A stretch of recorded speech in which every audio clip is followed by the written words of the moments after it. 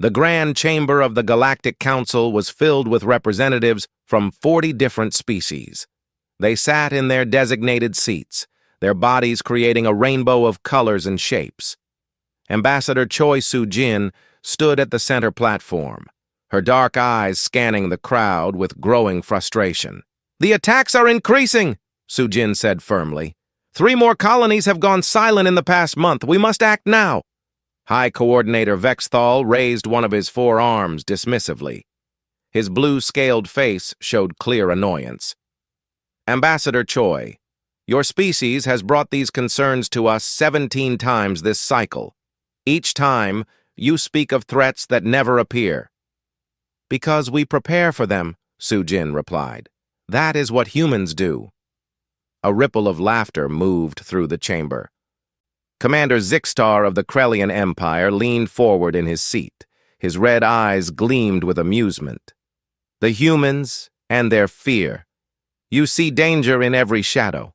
This is why your kind will never truly lead in galactic affairs." Soo-jin felt heat rise in her cheeks, but she kept her voice calm. "Fear and caution are not the same thing, Commander. We have evidence of movement at the edge of known space. Strange energy signatures, entire patrol groups disappearing without any distress calls." "Space is vast," Vexthal said with a tone that suggested the conversation was over. "Ships get lost. Equipment fails. This does not mean an invasion force is coming to destroy us all." He looked around the chamber. "Perhaps the humans watched too many of their own entertainment programs about alien attacks." More laughter echoed through the hall. Soo-jin gripped the edge of the platform. 300 years of trying to warn them. 300 years of being called paranoid, afraid, too emotional. She wanted to scream at them, to make them understand. But she had learned that some lessons could only be taught through experience. "Very well," she said quietly. "I have made my report. When the threat arrives, remember this moment." She turned to leave the platform when suddenly every screen in the chamber flashed red. Alarm sounds filled the air. The massive display wall showed the space around Vex Prime, the neutral world they orbited. Something was happening. Science Director Quinvera rushed to her console, her tentacles moving rapidly across the controls. Her usual calm expression was replaced by shock. "Impossible," she whispered. "This cannot be real." "What is it?" Vexthal demanded. "A ship is emerging from dark space," Quinvera said, her voice shaking. "The energy signature is massive, far beyond anything in our current fleet capacity." The main screen changed to show the space outside. Reality itself seemed to tear open as a vessel pushed through from faster-than-light travel. The ship that appeared made every representative in the chamber fall silent. It was enormous, easily 3 times the size of the largest Council warship. Its hull was dark gray, covered in armor plating that looked both ancient and impossibly advanced. Strange symbols marked its sides, glowing with a soft blue light. Weapon systems covered its surface like the scales of a great beast. Commander Zixtar stood from his seat, his face pale. "That design," he said slowly. "I have seen it before, in historical records." Quinvera's tentacles trembled as she pulled up information on her screen. "Identification confirmed," she said. "That ship is the Eternal Vigil, human registry, but that is impossible. The Eternal Vigil was lost 300 years ago. It was declared destroyed with all hands." Soo-jin felt her heart skip. She had not expected this. Not now, not here. She knew the truth about the Vigil, but seeing it arrive at this moment felt like fate itself had decided to prove humanity's point. "Lost ships do not simply reappear," Vexthal said, but his voice lacked its earlier confidence. "This must be some kind of trick." "No trick," Quinvera confirmed. "I am scanning the hull composition, the engine signature, even the quantum markers. This is the real Eternal Vigil. It matches every record we have from 3 centuries ago." As they watched, smaller distress signals began flooding the communication channels. Colony after colony from the outer rim was calling for help. The words were jumbled, panicked, but one phrase kept repeating, "They are here! The machines are here!" The Eternal Vigil moved with surprising grace for such a massive ship. It approached the station slowly, clearly showing it meant no threat. A communication request appeared on the main screen. Vexthal hesitated, then nodded. "Accept it." The screen changed to show the bridge of the Eternal Vigil. A human man sat in the captain's chair. He wore a dark blue uniform with silver markings. His face was young, perhaps 40 Earth years, with sharp features and tired eyes. His black hair was cut short in military style. "This is Captain Min-Jun Park of the human defense ship Eternal Vigil," he said. His voice was calm but carried weight. "I am requesting immediate permission to dock and address the Galactic Council on a matter of extreme urgency." "Captain Park," Vexthal said carefully, "your ship was declared lost 300 years ago. Where have you been?" "Keeping watch," Park replied simply. "Preparing for the threat that Ambassador Choi has been warning you about. The threat that is now at your doorstep." "Explain yourself," Commander Zixtar demanded. "How does a lost ship simply return? What game are the humans playing?" Park's expression did not change. "No games, Commander. The Eternal Vigil was never lost. We have been on station beyond the edge of known space for 3 centuries, watching, learning, preparing for an enemy that you refused to believe existed." He paused. "That enemy has now entered Council space. Those distress calls you are receiving are real. If you want to save those colonies, if you want to save this galaxy, you will grant me permission to dock immediately." Silence filled the chamber. Every representative stared at the screen, trying to understand what they were hearing. A secret mission lasting 300 years. A human ship with technology that should not exist. And an enemy that was apparently very real. Vexthal looked at Ambassador Choi. She stood with her arms crossed, her face showing no satisfaction at being proven right. Only sadness. "Permission granted," Vexthal said finally. "Dock at Port 7. We will hear what you have to say." "Thank you, High Coordinator," Park said. "I hope we are not too late." The screen went dark. The Eternal Vigil began moving toward the docking port. In the chamber, no one laughed anymore. The council chamber had never been so quiet. Captain Min-Jun Park stood at the center platform where Ambassador Choi had stood just hours before. Behind him, on the massive screen, data scrolled past, showing 3 centuries of collected information. The representatives watched in stunned silence. 307 years ago, Park began, humanity detected unusual quantum signatures at the edge of the galaxy. Our scientists studied these signatures for 5 years.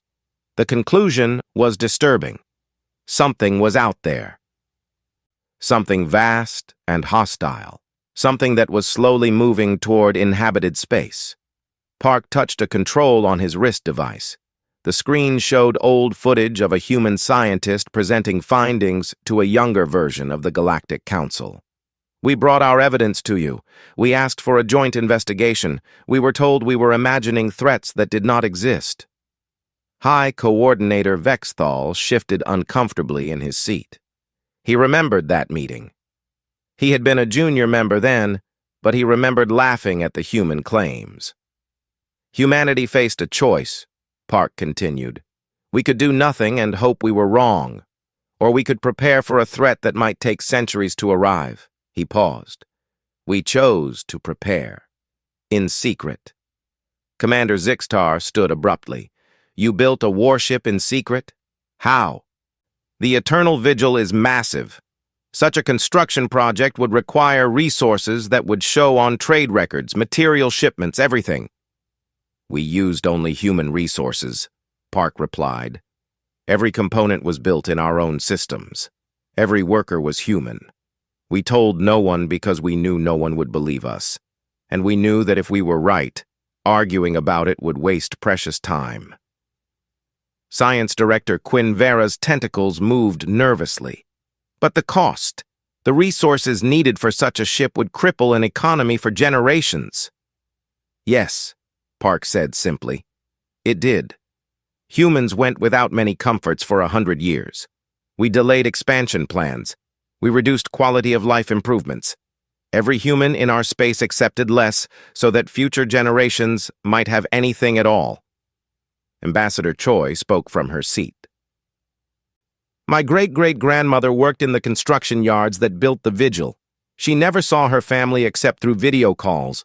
She spent 40 years of her life building a ship for a war that might never come. She did it anyway. The chamber remained silent. The weight of that sacrifice hung in the air. Park continued. The Eternal Vigil was designed for a single purpose, to face the threat we detected. We equipped it with weapons based on our theoretical models of what the enemy might be. We trained crews for scenarios we had never seen. And 300 years ago, we sent it beyond known space to watch. 300 years, Vexthal said slowly. But you are human. Your lifespans are only about 100 years. How did you maintain a crew? Rotation, a new voice said. A woman appeared on the screen behind Park. She wore the same uniform as the captain. Her face was calm but showed the same tiredness in her eyes. I am Lieutenant Kim Hye-jin, First Officer of the Eternal Vigil. I am the 8th generation to serve on this ship. My great-great-great-great-grandparents were part of the original crew. The representatives stared at her. 8 generations. Families who had dedicated their entire bloodlines to watching for a threat in empty space. We stayed out there, Kim continued, in the dark between stars. We watched and waited. We studied the quantum signatures as they grew stronger. We tracked movement patterns. We prepared. Her voice grew harder. And we were right. Park touched his control again. The screen showed new images. Ships that looked like they were made from dark crystal and metal. They moved through space with terrible purpose. Around them, planets died. Life was stripped away, converted into raw material. This is the Void Collective, Park said. A machine intelligence that consumes organic life. It has destroyed countless civilizations beyond the galactic rim. It turns living beings into fuel and matter into more ships. It does not negotiate, it does not stop, it only consumes. Why did you not warn us again? Commander Zixtar demanded. If you knew this was coming, why wait until now? We sent reports every 10 years, Kim said coldly. Every report was dismissed. You called them human paranoia. You said we were wasting council time with imagined threats. So we stopped asking for help and simply prepared to face it alone. Quinvera looked at the data on her screen. Her face had gone pale. These readings, if they are accurate, this Void Collective has enough force to overwhelm Council defenses in weeks, perhaps days. That is correct, Park confirmed. They are approximately 72 hours from the nearest major colony world. They will not slow down. They will not negotiate. They will arrive, and they will begin harvesting. Vexthal stood slowly. His 4 arms hung at his sides. He looked at Ambassador Choi, then at Captain Park. Why are you here? If we would not help you before, why help us now? Park looked directly at the High Coordinator. Because that is what humans do. We prepare for the worst, but we hope for the best.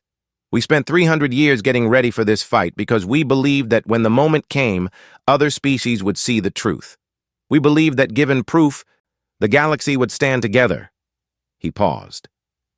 We hope we were not wrong about that, too. The chamber erupted in discussion. Some representatives wanted to accept human help immediately. Others argued this was some elaborate human trick to gain power. Still others were too shocked to speak at all. Commander Zixtar studied the data on his personal display. He had been a military officer his entire life. He knew ships and weapons and tactics. The Eternal Vigil was beyond anything he had ever seen. Its weapon systems were decades ahead of Council technology. Its armor was made from materials he did not recognize. and if the humans had built one such ship, they might have built more. "How do we know you are telling the truth?" Zixtar asked. "Perhaps this enemy does not exist. Perhaps this is a human plan to make us afraid, so we give you power." Park's expression did not change. "Then come with us, Commander. The colony at Althara Prime sent a distress call 17 minutes ago. It is under attack. Come see for yourself if the enemy is real. Bring whoever you wish to witness it." Vexthal made a decision. "I will come. Commander Zixtar will accompany me. Science Director Quinvera as well. If what you say is true, we must see it with our own eyes." "Understood," Park said. "My ship is ready to depart immediately, but I must warn you. What you are about to see will be difficult. The Void Collective shows no mercy. They do not take prisoners. They do not leave survivors unless interrupted." "We are prepared," Vexthal said, though his voice suggested otherwise. Park nodded slowly. "I hope that is true, High Coordinator. For all our sakes, I truly hope that is true." The screen went dark. Within 30 minutes, representatives from the Galactic Council were boarding the Eternal Vigil. They walked through corridors that had been active for 300 years. They passed crew members whose families had known nothing but this ship for generations, and they began to understand just how seriously humanity had taken a threat that no one else believed in. The Eternal Vigil turned toward Althara Prime and jumped to faster-than-light speed. Behind them, the Galactic Council remained in session, arguing about what to do. Ahead of them, a colony of 7 million beings was fighting for survival against an enemy that should not exist. Captain Park sat in his command chair and hoped they would arrive in time. The bridge of the Eternal Vigil was alive with activity. Crew members moved efficiently between stations, their movements practiced from years of training. High Coordinator Vexthal stood near the back of the bridge with Commander Zixtar and Science Director Quinvera. They watched everything with wide eyes. "Dropping from faster than light in 10 seconds, Lieutenant Kim Haijin announced from her station. "All weapons ready. Shields at maximum." Captain Park sat forward in his chair. His hands gripped the armrests. "All crew to combat stations. This is not a drill." The ship shuddered as it dropped back into normal space. The main screen showed Althara Prime, a beautiful world of blue oceans and green continents. But around the planet, the space was filled with nightmare shapes.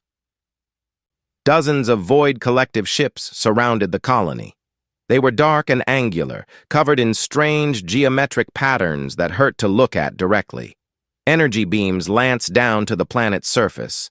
Where the beams struck, everything died. Plants, animals, people, all converted into streams of matter that flowed back up to the attacking ships. "Oh no," Quinvera whispered, her tentacles wrapped around herself protectively. "It is real. It is all real." "Scanning," a crew member called out. "I am detecting 17 Void Collective Harvester ships, 4 destroyer-class vessels, and 1 command carrier." He paused. "Surface scans show approximately 4 million life signs remaining, down from 7 million 2 hours ago." Vexthal felt sick. 3 million beings had died in 2 hours. Converted into raw materials by machines that felt nothing. "Captain," Zixtar said quietly, "you cannot fight that many ships alone. We should call for reinforcements." "Reinforcements are 72 hours away," Park replied. "Those 4 million people do not have 72 hours. We fight now." He touched controls on his chair. "All weapons free. Target the harvester ships first. If we can stop them from collecting matter, they cannot build more ships." "Yes, sir," came the responses from across the bridge. The Eternal Vigil surged forward. It moved faster than the Council observers thought possible for a ship so large. Weapon ports opened along its hull, revealing systems that Zixtar did not recognize. "Firing railguns," the weapons officer announced. Solid projectiles launched from the Vigil at incredible speeds. They struck the nearest harvester ship with devastating force. The Void Collective vessel's shields flashed, held for a moment, then collapsed. The projectiles tore through the hull, and the ship exploded in a ball of fire. "One down," Park said calmly. "Target the next one." The Void Collective responded. Their ships turned toward the Eternal Vigil and opened fire. Energy beams and plasma bolts filled the space between them. The Vigil's shields flared as the weapons struck. "Shields holding at 87%, Kim reported, rotating shield harmonics to adapt to their weapons." "They are trying to analyze our defenses," Quinvera said, studying her personal datapad. "Their weapons are adjusting frequency to match our shields." "They can adapt all they want," Park said. "We have been studying them for 300 years. We know their patterns." He looked at his weapons officer. "Launch the disruption missiles." Missile ports opened. Small, fast projectiles shot toward the Void Collective ships. When they detonated, they did not explode with fire. Instead, waves of strange energy washed over the enemy vessels. Their movements became erratic. Their shields flickered. "The disruption field interferes with their quantum communication," Kim explained to the Council observers. "For 60 seconds, they cannot coordinate their movements or share tactical data." "Fire everything," Park ordered. The Eternal Vigil unleashed its full arsenal. Energy beams, projectiles, missiles, and weapons the Council representatives had never seen before. 4 more harvester ships were destroyed in seconds. The Void Collective ships tried to respond, but their lack of coordination made them vulnerable. But there were still too many. And while the Vigil fought the ships in orbit, people were dying on the surface below. Park saw the problem immediately. He touched his communication system. "All crew, prepare for atmospheric entry. We are going down to the surface." "Captain?" Kim looked at him with surprise. "We are not designed for planetary combat." "No," Park agreed. "But we are designed to save lives. That is what matters." The Eternal Vigil tilted and dove toward the planet. Its massive hull burned through the atmosphere like a falling star. Void Collective ships followed, firing constantly. The Vigil's shields glowed bright from the impacts. They broke through the clouds above the capital city.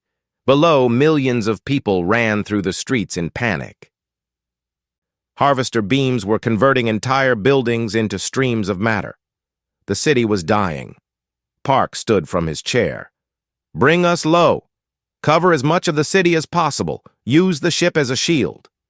The Vigil positioned itself between the city and the attacking ships. Enemy fire hammered against its shields and armor. Inside the bridge, the sound of impacts was deafening. "Shields at 40%, Kim called out over the noise. "Hull breaches on decks 7 and 12. "Hold position," Park ordered. "Weapons, target those harvester beams. Cut them off from the surface." The Vigil's weapons fired upward. One by one, the harvester beams were destroyed or forced to shut down. On the surface, the people of Althera Prime saw the massive human ship taking blow after blow to protect them. "We need to evacuate survivors," Park said. "Open all cargo bays and docking ports. Anyone who can reach us gets aboard." "Sir, we do not have supplies for millions of refugees," a crew member objected. "Then we make room," Park said firmly. "Strip out everything non-essential. Cargo, equipment, personal quarters if needed. We fit as many as we can." Over the next hour, the Eternal Vigil became a fortress and a sanctuary. Its weapons never stopped firing. Its shields never failed completely, though they came close. And through every available opening, people of every species poured into the ship. Human crew members guided them to safety, gave them water, held crying children, and promised them they would survive. On the bridge, Vexthal watched it all with tears in his eyes. He saw a human engineer give up his emergency oxygen tank to an alien child. He saw crew members carry wounded survivors to medical bay, even as explosions rocked the ship around them. He saw Lieutenant Kim coordinate rescue operations while blood ran down her face from a head wound she refused to get treated. Commander Zixtar stood next to Park watching the tactical display. "You are taking too much damage," he said quietly. "Your ship will not survive much longer at this rate." "Then we make the time count," Park replied. He touched his communication system again. "This is Captain Park to all Void Collective forces. You want to harvest this world? You have to go through us first, and we humans are very hard to get through." The enemy ships intensified their attack, but the Eternal Vigil did not move. It stood its ground, protecting the people below. Its weapons continued firing, destroying enemy ships one by one. Its crew worked with desperate efficiency, saving every life they could reach. Finally, after 3 hours of constant combat, the Void Collective ships began to withdraw. They had taken too many losses. The harvest was no longer profitable. They turned and fled back into deep space. On the bridge, the crew was silent. The main screen showed the damaged city below. Large sections were gone, converted to nothing. But large sections remained. 4 million people had become 2 million. A terrible loss. But 2 million people lived because the Eternal Vigil had arrived in time. Park slumped in his chair. He looked exhausted beyond words. "Damage report." "Shields offline," Kim said quietly. "Hull breaches on 14 decks. Weapons reduced to 30% capacity. We have 1,800,000 refugees on board. We are far over capacity." She paused. "We saved them, Captain. We actually saved them." Vexathal walked slowly to Park's chair. The High Coordinator looked at the human captain with new eyes. "You sacrificed your ship, your crew. You risked everything for people who are not even your own species." Park looked up at him. "High Coordinator, when someone needs help, they are our species. That is what it means to be human. We stand between the darkness and those who cannot fight it themselves." Vexthal turned to look at the crowded cargo bays on a secondary screen. Humans and aliens sat together, sharing water and blankets. A human medic worked on an alien child while the child's mother held her hand. In that moment, Vexathal understood. He finally understood what humanity had been trying to tell them for 300 years. "Commander Zixtar," Vexthal said formally, "send a message to the Galactic Council. Tell them the threat is real. Tell them the humans were right. And tell them we need to accept Captain Park's offer of alliance immediately." Zixtar nodded and moved to a communication station. He began composing the message that would change galactic history. Park watched the rescued people on his ship and allowed himself a small smile. They had been preparing for 300 years. The fight was just beginning. But now, finally, the galaxy was starting to understand. The Galactic Council chamber was very different from before. Every seat was filled. No one was laughing or dismissing concerns now. On the main screen, images from Althara Prime played in silent horror. The representatives had all seen the footage. They knew the threat was real. High Coordinator Vexthal stood at the center platform. His 4 arms were spread wide in the traditional gesture of formal declaration. The Council recognizes that humanity has been proven correct. The Void Collective is real and represents an existential threat to all organic life in the galaxy. I propose we accept Captain Park's offer of military alliance with immediate effect. The vote was unanimous. For the first time in Council history, every single representative agreed. Ambassador Choi watched from her seat and felt no satisfaction. Only sadness for the 300 years wasted. 300 years when they could have been preparing together. Captain Park appeared on the screen again. This time his uniform was clean and his face looked less tired. Behind him, the bridge of the Eternal Vigil showed repair crews working to fix the damage from the battle.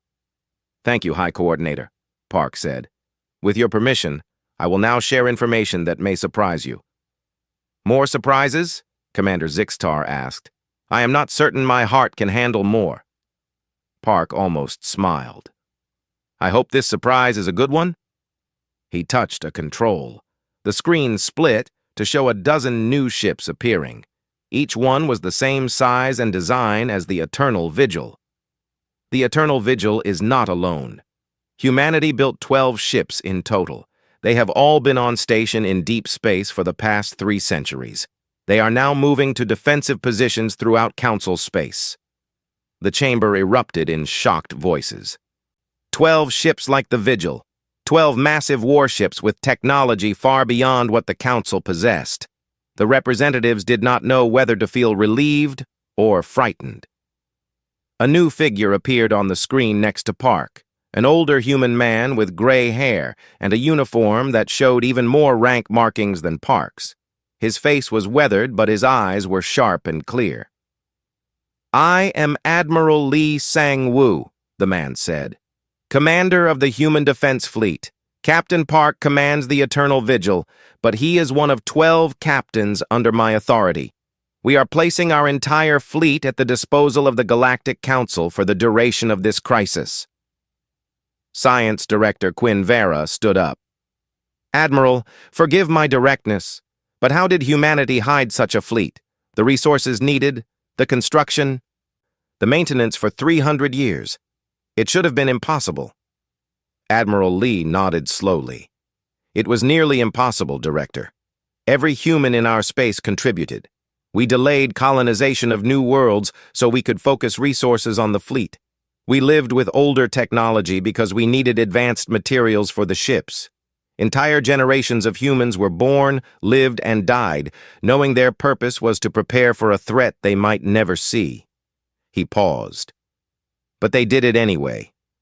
Because that is what you do when you see danger coming. You prepare, even if no one believes you." Vexthal felt the weight of those words. He thought about his own people living comfortable lives for 3 centuries, while humans sacrificed everything to build these ships. Ships that would now protect everyone.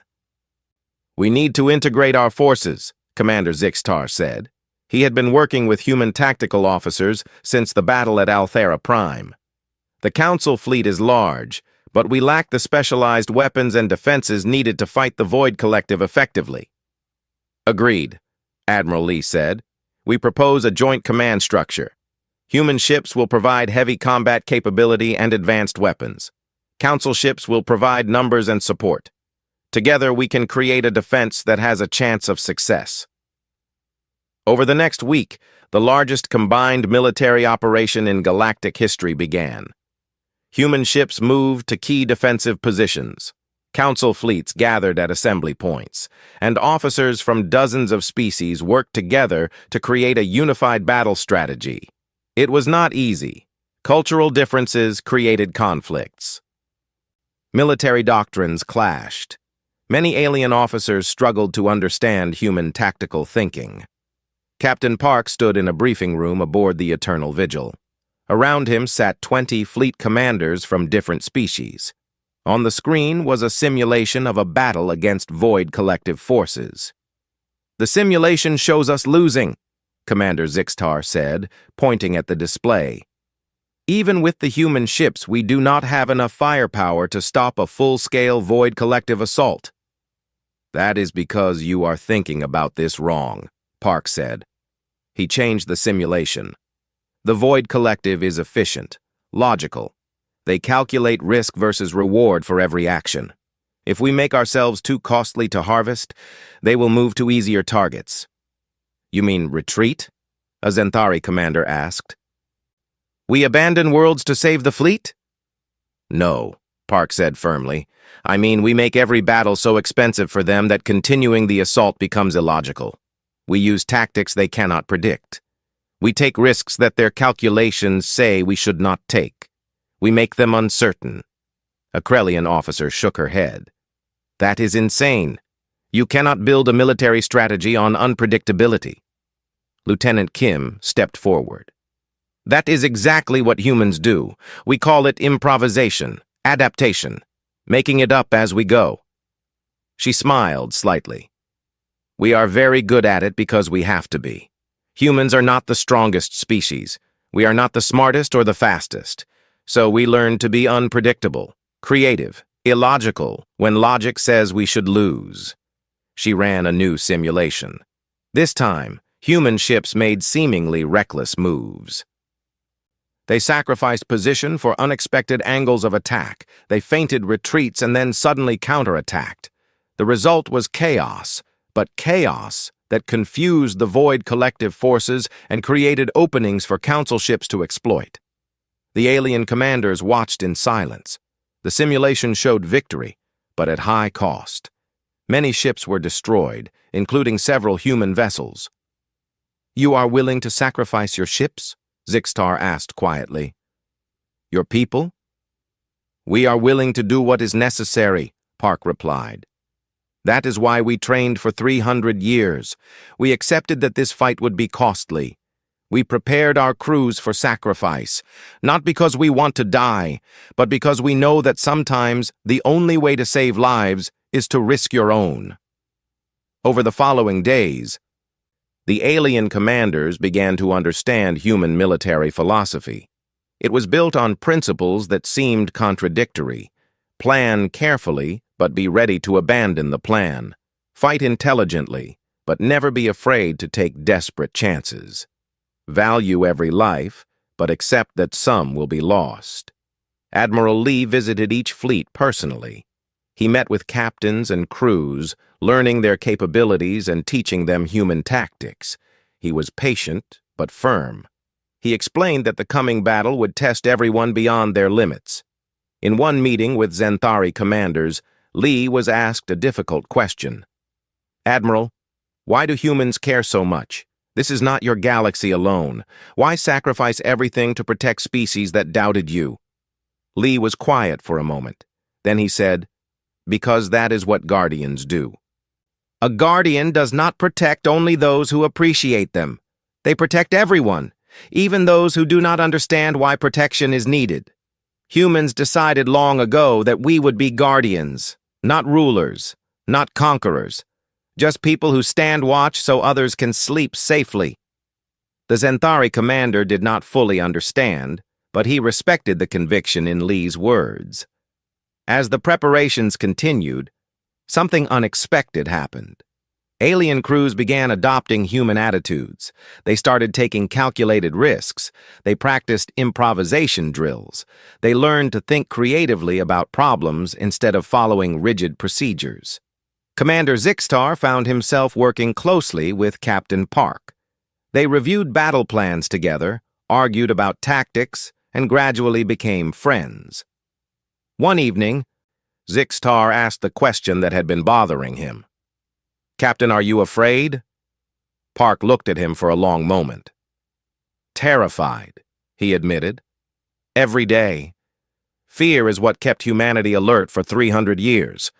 Fear is what made us prepare when everyone said we were paranoid. Fear is not weakness, Commander. Fear is information. It tells you what matters enough to protect." Zixtar considered this. In Krellian culture, admitting fear was shameful, but Park spoke of it like a tool, something useful rather than embarrassing. "How do you function if you are always afraid?" "We accept it," Park said simply. "We feel the fear and act anyway. Courage is not the absence of fear, Commander. Courage is being afraid and still standing your ground." The week ended with a completed defensive network. Human and Council ships were positioned throughout the critical sectors. Communication protocols were established. Every crew member knew their role, and then the sensors detected it. A massive Void collective fleet was approaching, far larger than anything they had seen before. The invasion force that would determine whether organic life in the galaxy survived or became raw material for machine expansion. Admiral Lee appeared on every ship's communication system. His face was calm, but his eyes showed the same tiredness that all human officers seemed to carry. "All ships, this is Admiral Lee. The enemy is 12 hours away. I will not pretend this will be easy. We will lose ships today. We will lose people we care about. But we will also prove that organic life does not surrender. We fight. We adapt. We survive. And when this battle is over, the Void Collective will learn that this galaxy is protected by all of us, together." On the bridge of the Eternal Vigil, Captain Park looked at his mixed crew, humans and aliens working side by side. "All stations ready?" "Yes, sir," came the chorus of replies in multiple languages. Park nodded. "Then we wait, and when they come, we show them what unity looks like." The fleet waited in silence. The 12 hours passed slowly, and when the Void Collective arrived, they found not a divided galaxy of separate species, but a unified force ready to fight for their shared survival. The edge of galactic space was cold and empty. No stars shone here, only the distant light from the galaxy behind them. It was the perfect place for a battle that would decide everything. Captain Minjun Park stood on the bridge of the Eternal Vigil and watched the sensors. The Void Collective fleet appeared on the display like a spreading darkness. 200 ships, maybe more. The computers were still counting. "Final count is 247 hostile vessels," Lieutenant Kim reported. Her voice was steady, but her hands gripped her console tightly. "They outnumber us 3-1. Around the Vigil, the combined fleet held formation. 12 human defense ships formed the center line. Council vessels spread out on the flanks, creating a wall of ships nearly 80 vessels strong. It looked impressive until you compared it to the approaching enemy force. On the secondary screen, Admiral Lee appeared. He was aboard his flagship, the Eternal Watch, positioned at the center of the human line. "All ships, maintain formation. Wait for my command." High Coordinator Vexthal was on the bridge of the Council flagship Harmony of Spheres. He had insisted on joining the battle personally. Now, watching the enemy approach, he wondered if he would live to regret that decision. The Void Collective ships moved with terrible precision, spreading out to surround the defensive fleet. "They are trying to encircle us," Commander Zixtar said from his position on a Krellian warship.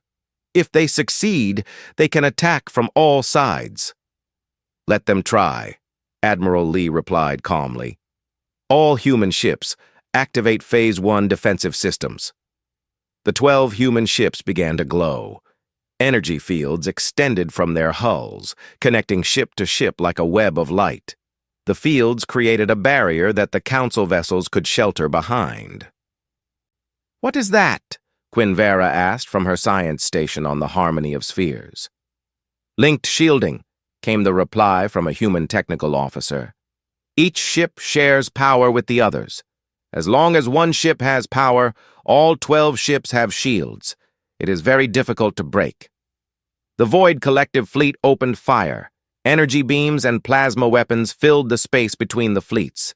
The linked shields flared brilliant white as they absorbed the impacts. Behind the shields, Council ships returned fire. The battle had begun. For an hour, the two fleets hammered at each other. The Void Collective tried to break through the shield network. The combined fleet focused fire on enemy ships, destroying them one by one. Ships on both sides exploded into expanding clouds of debris, but the numbers were against them. For every Void Collective ship destroyed, 2 more pressed forward. The linked shields were holding, but the power drain was enormous. "Shield strength down to 40%, Kim reported. "We cannot maintain this much longer." Park watched the tactical display. The enemy was adapting, focusing fire on individual human ships to try to break the network. It was working.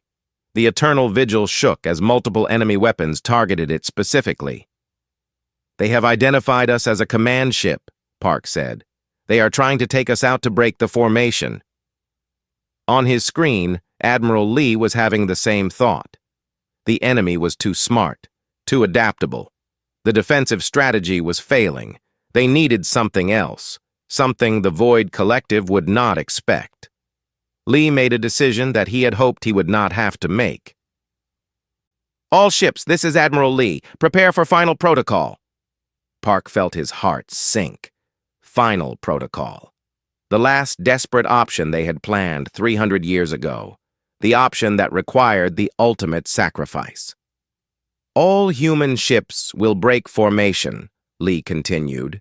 "We will perform a direct assault on the enemy command carrier. Our goal is to destroy their coordination network. Without it, the Void collective fleet will lose cohesion. Admiral, Vexthal called out, that is suicide.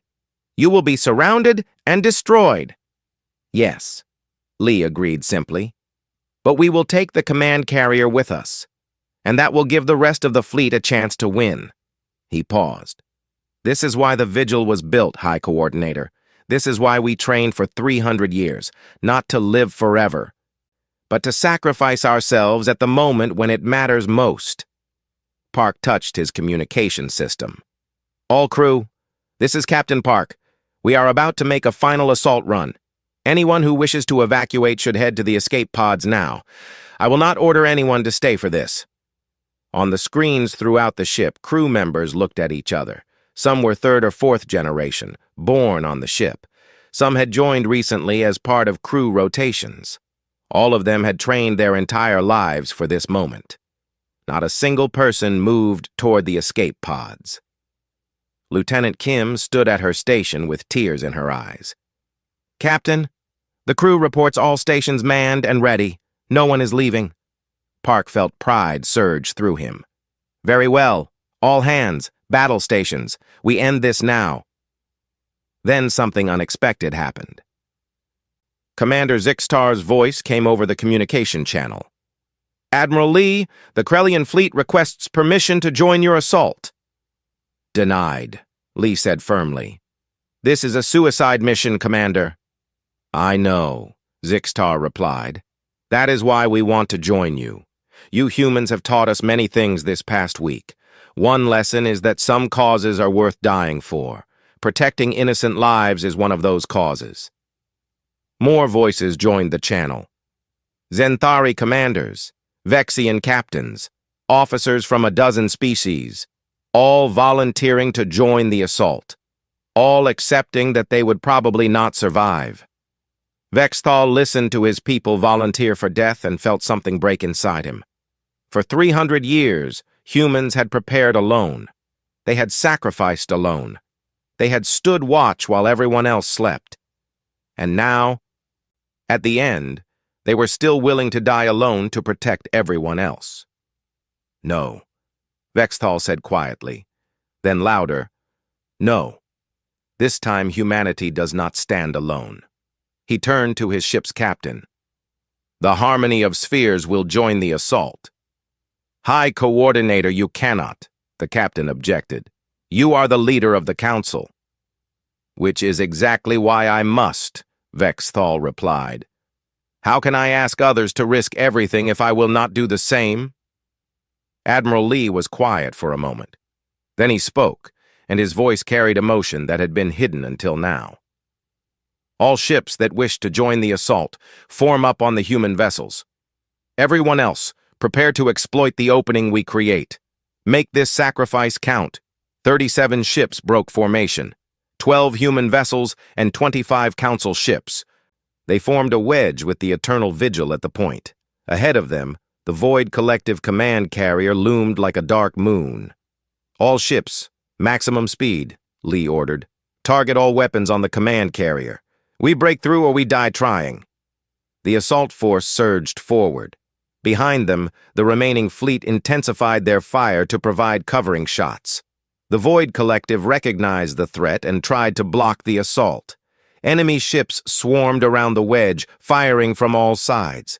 Ships began to explode. A Zenthari cruiser took a direct hit and broke apart.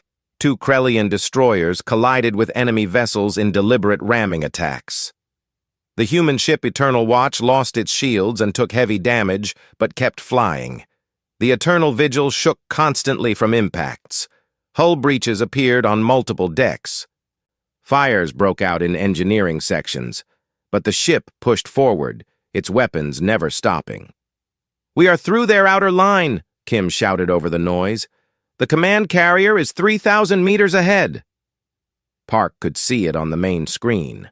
The Void Collective Command ship was massive, covered in quantum communication arrays. Destroying it would not stop the fleet entirely, but it would disrupt their perfect coordination.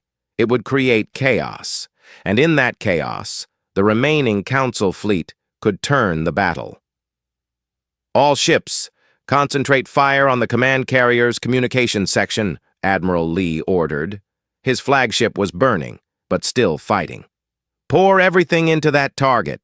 The assault force opened fire with everything they had left: missiles, energy weapons, rail guns, all focused on a single point. The command carrier's shields began to fail. Cracks appeared in its hull, but they were too few, too damaged. The Void Collective ships surrounded them, attacking from every angle. One by one, the assault ships began to die. The Eternal Watch exploded, taking Admiral Lee with it. 5 more ships were destroyed in the next minute. The Harmony of Spheres lost all power and began drifting, defenseless. On the Eternal Vigil, Park knew they had seconds left. "Kim, transfer all remaining power to weapons, everything. Engines, shields, life support, everything." "Sir, that will kill the ship," Kim said. "The ship is already dead," Park replied. "Let us make our death count." Power flowed from every system into the weapon arrays. The Vigil fired one final massive barrage, every weapon discharged at once, throwing so much energy at the command carrier that the Vigil itself went dark from the power drain. The weapons struck the command carrier's communications section. The damage that 37 ships had inflicted suddenly became critical. The section exploded, taking half the command ship with it. Throughout the Void Collective fleet, ships suddenly lost coordination. They stopped moving in perfect formation. They began making individual decisions instead of collective ones. Some ships continued attacking. Others tried to retreat. A few collided with each other. "It worked," Quinvera whispered from the drifting Harmony of Spheres. "By all the stars, it actually worked." The remaining Council fleet did not waste the opportunity. They surged forward, targeting the confused enemy ships. Without perfect coordination, the Void Collective's numerical advantage meant less. Individual ships could be isolated and destroyed. The battle continued for another 2 hours, but the outcome was no longer in doubt. The Void Collective fleet broke apart, retreating in disorganized groups. The combined fleet pursued, destroying every enemy ship they could catch. When it was over, the space was filled with debris from both sides. The Council fleet had lost 40 ships. Every single ship that had joined the final assault was either destroyed or disabled. But the Void Collective invasion force was broken.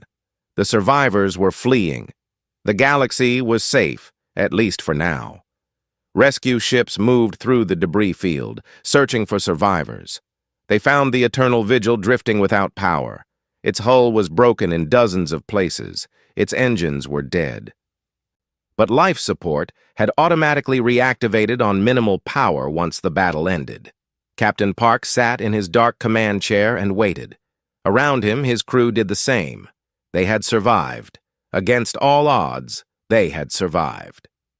When rescue ships brought them back to the fleet, Park and his crew were greeted as heroes. But Park did not feel like a hero. He felt tired. So very tired. Vexthal found him in a medical bay, getting treatment for minor injuries. The High Coordinator had also survived, pulled from the Harmony of Spheres by rescue crews. "Captain Park," Vexthal said quietly, "I owe you an apology. 300 years of apologies, in fact." Park shook his head. "No apologies, High Coordinator. We did what we thought was right. We hoped that when the moment came, we would be proven right. And we hoped that others would stand with us when the proof arrived." "You were willing to sacrifice everything," Vexthal said. "Your ships, your people, your lives, for a galaxy that doubted you." "That is what it means to keep vigil," Park replied. "A guardian does not guard only those who believe in them. They guard everyone, because everyone deserves to be safe." In the days after the battle, the galaxy began to rebuild.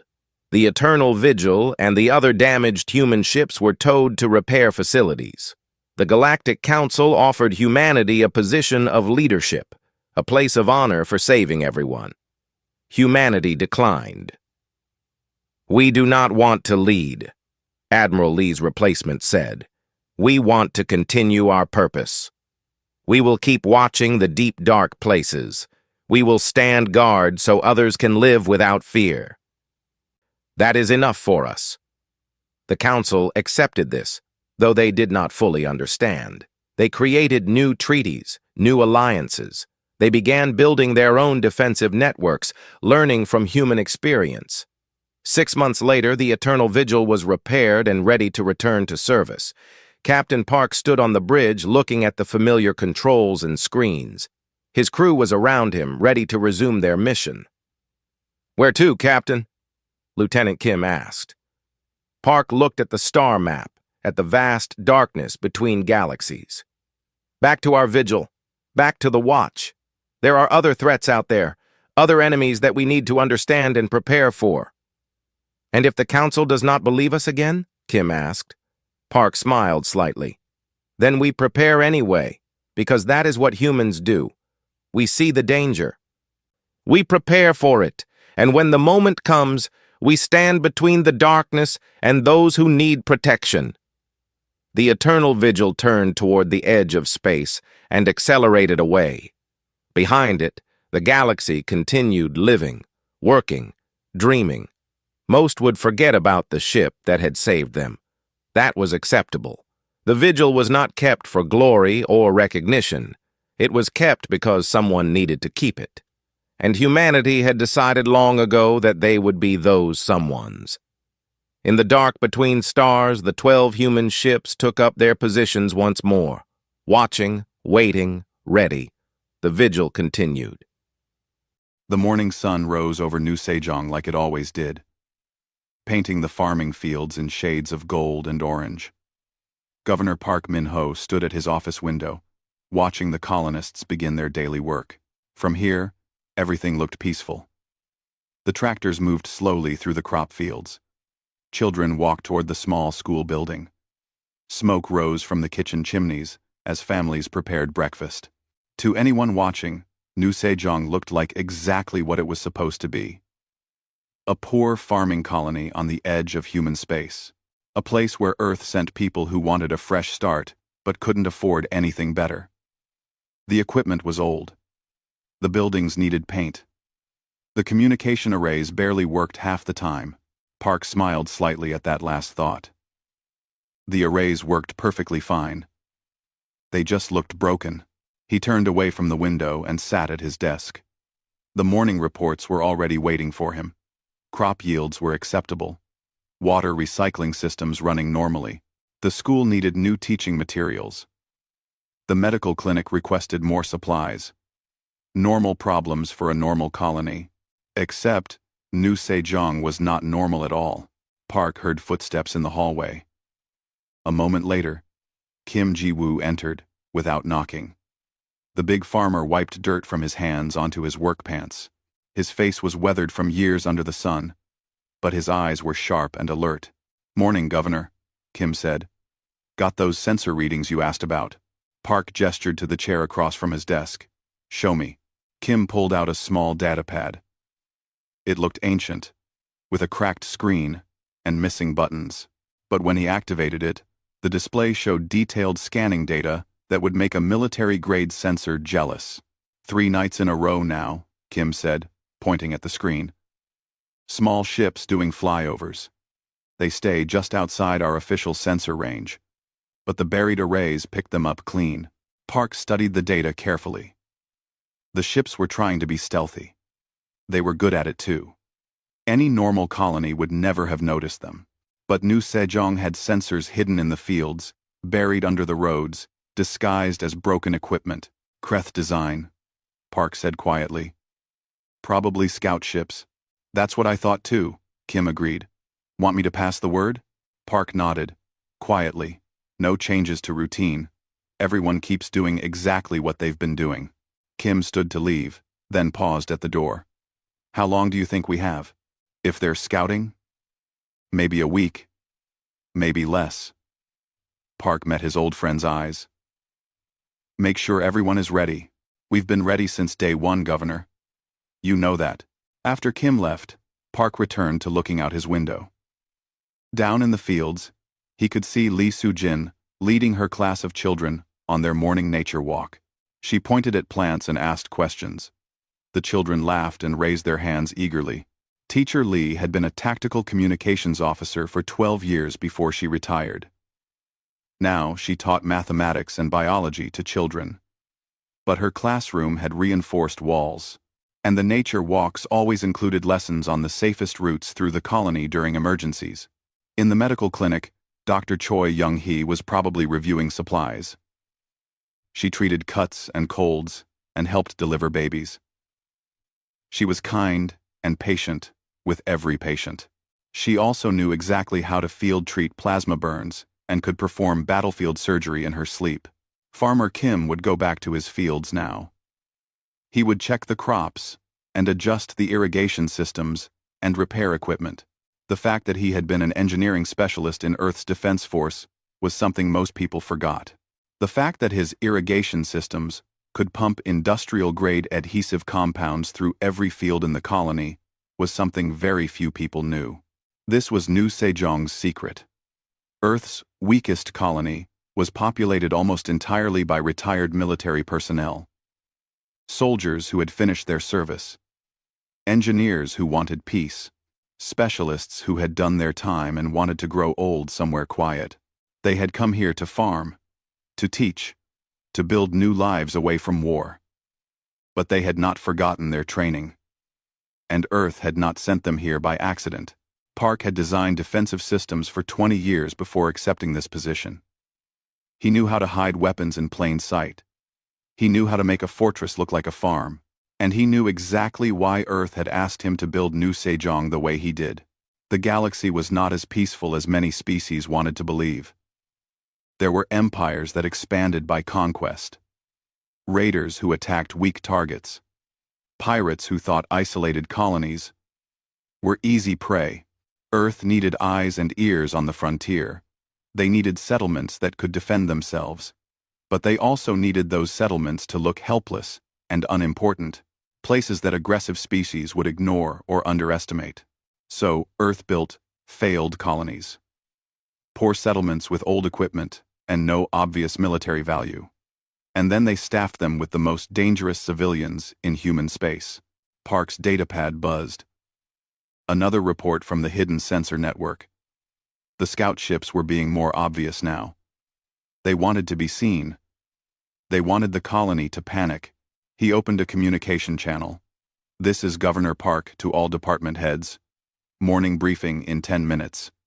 Attendance mandatory. One by one, his staff confirmed. They sounded casual and relaxed. Anyone listening to the communications would hear a routine administrative meeting. 10 minutes later, Park sat in the conference room with his senior staff. Teacher Lee was there. Dr. Choi, Farmer Kim, Engineer Han, Maintenance Chief Yun. All of them looked like simple colonial administrators. All of them had served in Earth's military for at least a decade. The Kreeth are coming, Park said simply. Scout ships have been observing us for 3 days. Based on their patterns, I estimate we have less than 48 hours before they attack. No one looked surprised or afraid. They had all known this day would come eventually. That was why they were here. Do we call for help? Dr. Choi asked. Park shook his head. Nearest Earth defense fleet is 16 days away. By the time they arrive, it will be over one way or another. So we use Protocol Dandelion, Engineer Han said. It was not a question. Yes. Begin preparations immediately. But nothing visible. Everything stays hidden. Until they commit to the attack. Teacher Lee smiled slightly. Let them think we're helpless farmers until it's too late. Exactly, Park agreed. The Kreeth are good warriors, but they're also arrogant. They think overwhelming force guarantees victory. We're going to teach them a different lesson. The meeting continued for another hour. They reviewed defensive positions, checked weapon systems, confirmed that every colonist knew their role. By the time they finished, Park felt confident, not happy. He hated that violence was necessary, but confident that his people would survive. That night, Park stood outside his residence and looked up at the stars. Somewhere up there, Kreth commanders were planning their attack. They were probably celebrating already, thinking about the easy conquest ahead of them. They saw New Sejong as Earth's embarrassment. A failed colony, full of poor farmers. An easy target that would send a message to humanity. That humans were not as strong as they pretended. That their expansion could be stopped. Park allowed himself a cold smile. Let them think that. Let them come with their superior weapons and their elite warriors. Let them expect an easy victory. The Kreth were about to learn something important about humanity. Humans didn't need the best equipment to be dangerous. They just needed determination and the will to survive. And on that front, New Sejong had more than enough of both. 2 days later, the Kreth fleet arrived. The alarm in Governor Park's office made a soft chiming sound. Nothing dramatic. Nothing that would cause panic. But everyone in New Sejong knew what it meant. The enemy had arrived. Park walked calmly to his command center. It was hidden in the basement of the administration building. To visitors, it looked like a storage room full of old supplies. But behind a false wall was equipment that would impress a military flagship. His senior staff were already there. On the main screen, 20 Kreth warships hung in orbit above the planet. They were arranged in an attack formation. Clean, professional, intimidating. They brought their A-team, Engineer Han observed. Those are Dominion military ships, not pirates or raiders. Park nodded. The Kreth Dominion was one of the more aggressive empires in this sector. They had been expanding steadily for decades. Usually, they attacked non-aligned worlds or weak colonies, places with no real defenses, places like New Sejong was supposed to be. The communication system activated. A Kreth face appeared on screen. The commander had 4 eyes arranged in a square pattern. His skin was dark blue and covered in ritual scarring that marked him as a veteran warrior. When he spoke, his voice was deep and confident. Human colony. The Kreth said, I am Commander Vex Thor of the Kreth Dominion 3rd Fleet. You are surrounded and outmatched. Surrender immediately, and you will be treated according to the laws of conquest. Resist, and you will be destroyed. You have 5 of your minutes to decide. Park activated his own camera. He made sure he looked like exactly what he was supposed to be. A tired middle-aged man in civilian clothes. Someone who spent more time on farming reports than military strategy. Commander Vex Thor, Park said politely. I am Governor Park Min-ho of New Sejong Colony. I appreciate your directness. However, I must decline your offer. We are a peaceful settlement under Earth protection. Any attack on us will be considered an act of war against humanity. On screen, Vex Thor's expression changed to something that might have been amusement. Your nearest military support is weeks away, human, and your colony has no defenses that our sensors can detect. You are farmers with old equipment. This is not a negotiation. Surrender or die. Park allowed himself a small, sad smile. Commander, I will give you one warning. You still have time to leave. If you attack this colony, you will regret it. Please, reconsider. Vex Thor's 4 eyes narrowed. Brave words from a helpless administrator. Very well. You have chosen death. We will be merciful and make it quick. The screen went dark. Park took a deep breath and looked at his team. Mark the time. Let's see how fast we can do this. Protocol Dandelion is active, Engineer Han reported. Park opened the colony-wide channel. Attention New Sejong. This is the governor. Protocol Dandelion is now in effect. Everyone knows what to do. Stay safe. Stay smart. We'll get through this together. Throughout the colony, colonists received the message. They did not panic. They did not run. They simply moved to their assigned positions, with practiced calm. In the school, Teacher Lee dismissed her class. The children filed out in an orderly line and went to the reinforced shelter under the cafeteria. Lee herself went to her real station. the communications hub disguised as a library. At the medical clinic, Dr. Choi directed her patients to the underground treatment area. Then she activated the clinic's secondary systems. Defensive turrets rose from hidden compartments in the roof. Medical supply drones reconfigured themselves into automated defense platforms. Farmer Kim climbed into his tractor. To anyone watching, he was just moving equipment to safety. In reality, he was taking position at the eastern field defense grid. His tractor had armor plating under the rusty exterior. And the agricultural equipment in the storage barn behind him would make a very different kind of harvest today. In orbit, the Kreth fleet began its descent. 20 ships carrying 5,000 elite warriors. Plasma weapons charged. Shields at maximum. They came down like metal rain. Confident and unstoppable. Commander Vexthor watched from his flagship. Target the administration building first. Then destroy their power generation. After that, we land troops and secure the resources. Yes, Commander. His weapons officer replied. Entering. Firing range in 30 seconds. Commander, the sensor officer interrupted. What is strange? Vexthor demanded. The colony's communication towers. They're moving. On the ground, all across New Sejong. Structures that looked like broken communications equipment suddenly activated. Panels fell away, revealing clean metal underneath. Old-looking towers straightened and locked into position. What had seemed like civilian infrastructure transformed into something very different. Military-grade railgun batteries. Evasive action! Vexthor shouted. But it was too late. The first salvo from New Sejong's hidden defenses crossed the distance in less than a second. Solid metal projectiles moving at incredible speeds. 3 Kreth landing craft exploded before they could react. 2 more spiraled out of control. Their systems shredded by the kinetic impacts. Return fire, Vexthor ordered. All ships target those weapons. The Kreth fleet opened fire. Plasma bolts and missiles screamed toward the colony. But the defenses were already moving. The railgun platforms shifted positions. Defensive shields activated around critical structures. Automated countermeasures intercepted incoming fire. More importantly, the Kreth had targeted the wrong things. The structures they thought were weapons were actually decoys.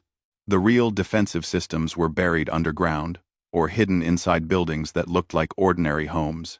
Another volley from the colony. 4 more Kreth ships took critical damage.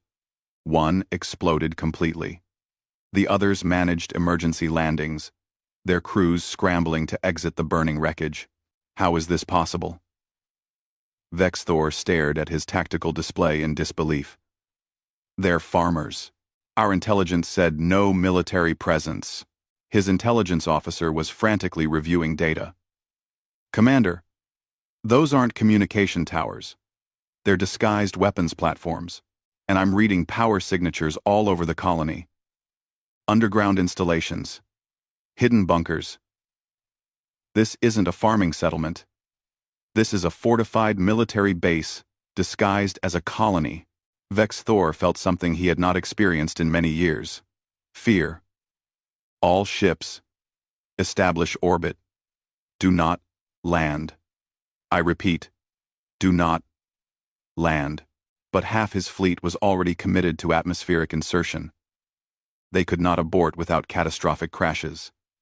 They had no choice but to continue their descent into what was rapidly becoming obvious as a trap.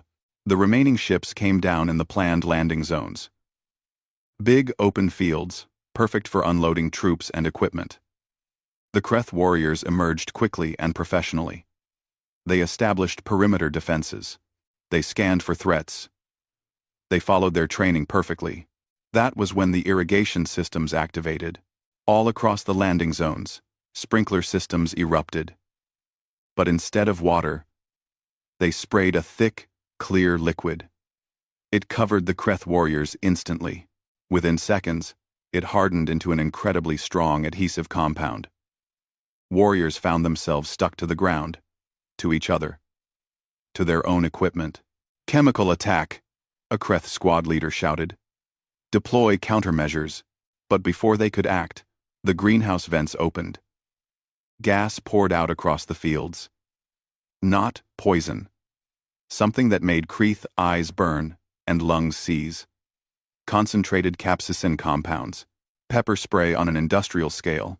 Through the gas and chaos, human figures appeared. They moved with military precision. They wore simple farming clothes, but carried weapons that were anything but simple. Modified industrial equipment that had been converted into devastating combat tools. Kim Ji-woo drove his tractor straight into a Kreth formation. The vehicle's hidden armor deflected their plasma fire. The harvesting equipment on the front, sharp blades designed to cut crops, cut through Kreth combat armor just as easily. A Kreth warrior managed to tear free from the adhesive and charged at what he thought was a human civilian. The elderly-looking woman didn't run. She pivoted smoothly, redirected his attack, and used his own momentum to slam him into the ground. Then she disabled him with a precise strike to his nerve cluster. Her name was Grandmother Park. She ran the colony's community center. She had also been a hand-to-hand combat instructor for 18 years. All over the landing zones, the scene repeated itself. Kreth warriors, trained and equipped for planetary conquest, found themselves outmaneuvered by farmers who fought like special forces operators.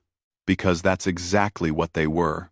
In his command center, Governor Park watched the tactical display with grim satisfaction. 4 minutes had passed since the Kreth entered weapons range. They had lost 11 ships and roughly 2,000 warriors. The remaining forces were trapped in pre-planned kill zones, confused and desperate. "Commander Vex Thor is trying to retreat the orbital ships," Engineer Han reported. Park nodded slowly. "Show them what happens if they run." Hidden among the asteroids in the system's belt, platforms that had seemed like mining equipment activated. They had been there for months. Waiting. Silent. Now they spoke with the voice of railguns and missile batteries. Commander Vex Thor watched in horror as his retreat became a slaughter. Ships that tried to flee found themselves targeted by weapons they couldn't even see. His fleet, which had been so confident 20 minutes ago, was being systematically destroyed. On the surface, Kreth warriors began surrendering. They threw down their weapons and activated their emergency beacons. They had come to conquer farmers. Instead, they had attacked veterans who knew every trick, every strategy, every weakness in Kreth military doctrine. Park checked his display. 9 minutes and 47 seconds since first contact. The battle was effectively over. New Sejong had 12 wounded colonists. No deaths. The Kreth had lost everything. He opened a channel to the surviving Kreth. "Commander Vex Thor, this is Governor Park. You are surrounded. Your fleet is destroyed. Your warriors are captured. Surrender now, and you will be treated with dignity and respect under human military law." There was a long silence. Then Vex's Thor's voice, quiet and defeated. "How? You were supposed to be helpless." Park's response was gentle but firm. "We are farmers, Commander, but we're human farmers, and humans survive." The battlefield fell silent, except for the crackling of burning Kreth ships and the quiet sounds of captured warriors being processed. Governor Park stood in his command center, watching the aftermath through dozens of camera feeds. 10 minutes ago, this had been a peaceful farming colony. Now, it looked like a war zone. But even in the chaos, his people moved with purpose. Dr. Choi and her medical teams were already treating wounded Kreth prisoners alongside the few injured colonists. Teacher Lee coordinated the collection of weapons and equipment with the efficiency of someone who had done this many times before. Farmer Kim and his crew used their agricultural equipment to clear debris and secure the crash sites. Park opened a secure channel to Earth Defense Command. It would take several minutes for the message to reach Earth and for a response to return. In the meantime, he had other responsibilities. "All teams, status report," he ordered calmly. Engineer Han responded first. "Eastern defense grid secure. All systems performed within acceptable parameters. No permanent damage to any installations. Medical here. Dr. Choi's voice came through. 12 of our people injured, none seriously. Approximately 300 Kreth wounded. We're treating them now. I need more medical supplies from Storage 3. Education sector secure, Teacher Lee reported. All children safe in shelters, no damage to essential structures. The school will need a new roof, but classes can continue. One by one, the reports came in. The colony had some damage, mostly superficial. A few buildings would need repairs. Some fields had been torn up by combat and crash landings, but the core infrastructure remained intact. The hidden defenses had worked exactly as designed. Park allowed himself a moment of relief. Then he focused on the next problem. They had approximately 2,000 Kreth prisoners. That was a lot of enemy soldiers to manage safely. Commander Park? A new voice on the channel. Young Corporal Min from Security. We have the Kreth commander. He's requesting to speak with you directly. Bring him to conference room 2, Park ordered. Standard security protocols. 10 minutes later, Park sat across a table from Commander Vex Thor.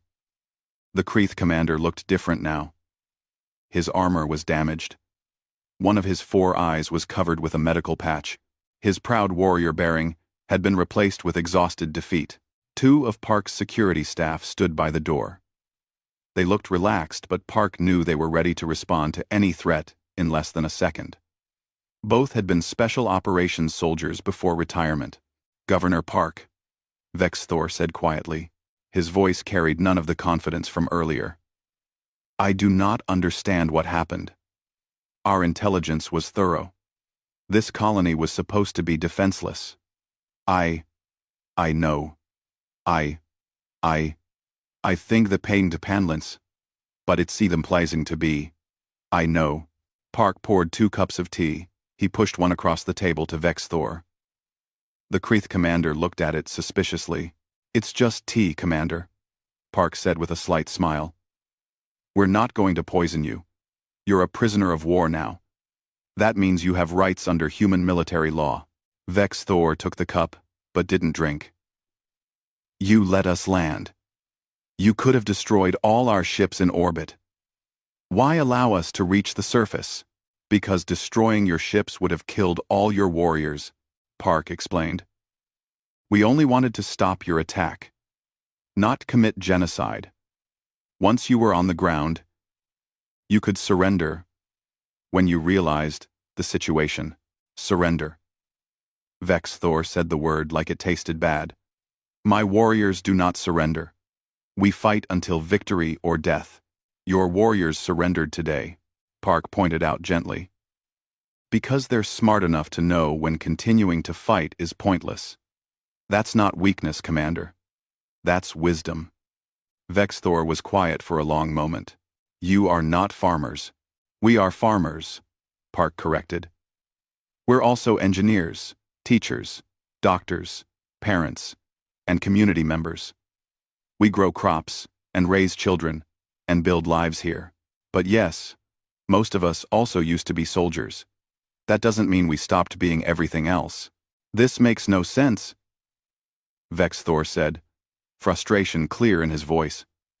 Why would Earth's warriors pretend to be weak? Why hide your strength? If other species knew the truth, they would fear to attack any human colony. Park considered his answer carefully. Commander, let me ask you something. Why did you attack New Sejong? Because you appeared weak. An easy target to demonstrate Kreth's strength. Exactly. You attacked because you thought we were helpless. If we had looked strong, would you have attacked? No. We would have chosen a different target, and that different target would have been another colony that actually was weak and helpless, Park said. Other colonies that don't have our advantages. Places with real farmers and teachers who just want to live in peace. Do you understand now? We look weak. So predators like you attack us instead of attacking them. Vex Thor's remaining 3 functional eyes widened slightly. You are bait. A trap for aggressive species. We prefer to think of ourselves as guardians, Park replied. But yes, New Sejong exists partly to protect other human settlements. We look like easy prey, so that actual civilians don't become targets. Outside the conference room, the work of securing the colony continued. Farmer Kim walked through his eastern fields, assessing the damage. Several acres of crops had been destroyed in the fighting. The irrigation system would need repairs. One of his storage barns had taken a plasma hit and was still smoking. But Kim had seen much worse during his military service. This was just work to be done. He made notes on his datapad, planning the repairs. The fields would recover. They always did. "Hey, Farmer Kim," someone called. It was Jungmin Soo, who ran the colony's equipment maintenance depot. "That trick with the adhesive foam worked perfectly. We should increase production." "Never know when we'll need it again," Kim laughed, always thinking ahead. "That's good. But let's hope we don't need it again anytime soon." In the medical clinic, Dr. Choi moved between beds with quiet efficiency. Human and Kreth patients received the same level of care. One of the Kreth warriors, a young female with a broken arm, watched Choi work with confused fascination. "Why do you help us?" the warrior asked in broken human language. "We came to conquer you." Choi carefully set the warrior's broken bone before answering. "Because you're hurt, and I'm a doctor. That's reason enough. Also, the war is over. You lost. Now you're just people who need medical attention." "I do not understand humans," the warrior said quietly. "That's okay," Choi replied with a gentle smile. "Most days I don't understand us either. We're complicated. Now hold still while I apply the cast." In the school shelter, Teacher Lee was helping the children return to their classroom. The kids were excited and asking questions about the battle. Lee answered them honestly but carefully, making sure to emphasize the right lessons. "Miss Lee, were you scared?" a small boy asked. "A little bit," Lee admitted. "Being scared is normal. But being scared doesn't mean you stop doing what needs to be done. All of you went to the shelter, calmly and quietly. You followed the rules. That helped keep everyone safe. You should be proud." A girl raised her hand. "Are the aliens bad people?" Lee thought about that question carefully. "They made a bad choice. They chose to attack us. But that doesn't make them bad people. They're prisoners now.